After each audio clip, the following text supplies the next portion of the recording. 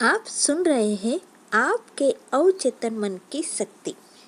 लेखक है doctor Joseph Murphy. भाग 4। आपका विषय सूचक मन किसी संचार साधन के बिना दूसरे व्यक्ति के मन की बात जान सकता है।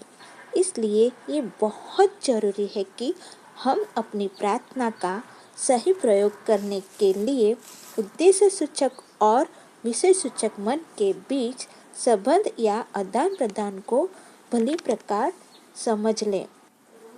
आपका अवचेतन मन तर्क वितर्क नहीं कर सकता, इसलिए यदि आप उसे गलत सुझाव देंगे, वो उसे सच मानकर अपना काम शुरू करके उन्हें दशा अनुभव या घटनाओं के रूप में पेश कर देगा।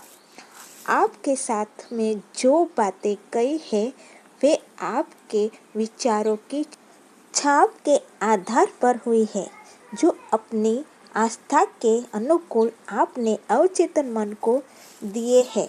यदि आपने अपने अवचेतन मन को अशुद्ध या गलत विचार प्रेषित किए हैं और उन्हें आप हटाना चाहते हो, तो उनके स्थान पर रचनात्मक और सौहार्दपूर्ण विचारों को बार बार दोहराएं, जिससे आपका अवचेतन मन उसे स्वीकार करता है। इस प्रकार विचारों और जिंदगी की एक नई और स्वस्थ आदत डालें, क्योंकि आपका अवचेतन मन आदतों का कार्यस्थल है। आपके अवचेतन मन के रोज बरोज के विचार आपके अवचेतन मन में गहराई से उतर कर एक आधार बना लेते हैं। यदि आपके दैनिक जीवन के विचार सौहार्दपूर्ण, शांतिमय और रचनात्मक है, तो आपके लिए ये बहुत ही उपयोगी है। यदि आप भय, परेशानी और विचार के अन्य प्रकार से विध्वंसात्मक स्वरूप में मशगूल रहे हैं, तो इसका उपाय ये है कि अवचेतन मन की देवी शक्तियों को याद करें और स्वतंत्रता, सुख तथा संपूर्ण स्वास्थ्य का आदेश दें। आपका अवचेतन मन चूँकि रचनात्मक है तथा देवीय शक्ति से परिपूर्ण है, वो स्वतंत्रता और खुशी की संरचना करना शुरू कर देगा, जिसका आपने आदेश दिया था।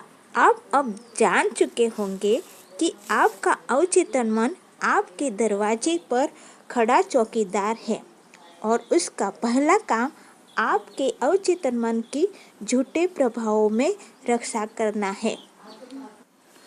आप अब मन के बुनियादी नियमों में एक नियम को जान चुके हैं। आपका अवचेतन मन सुझावों का तुरंत ग्रहण कर लेता है और आप जानते हैं कि आपका अवचेतन मन तुलना नहीं कर सकता, विपरीत नहीं सोच सकता। ना तो वो तर्क कर सकता है, ना ही खुद अपने से सोच पाता है। अंतिम क्रिया आपका चेतन मन करता है। अवचेतन मन केवल चेतन मन की ओर से प्रेषित प्रभाव की प्रतिक्रिया स्वरूप काम करता है। वो अपने काम में कोई परिवर्तन नहीं करता। सुझाव की शक्ति कितनी प्रबल होती है, उसका एक अच्छा उदाहरण नीचे दिया जा रहा है। मान लें कि आप पानी के जहाज में यात्रा कर रहे हैं। आपको डॉक पर एक डरपोक जैसा दिखने वाला यात्री दिखाई देता है। आप उसे कहते हैं, लगता है आप बीमार हो, आपका चेहरा पीला हो गया है। मुझे डर है कहीं आपको सी सिकनेस ना हो जाए।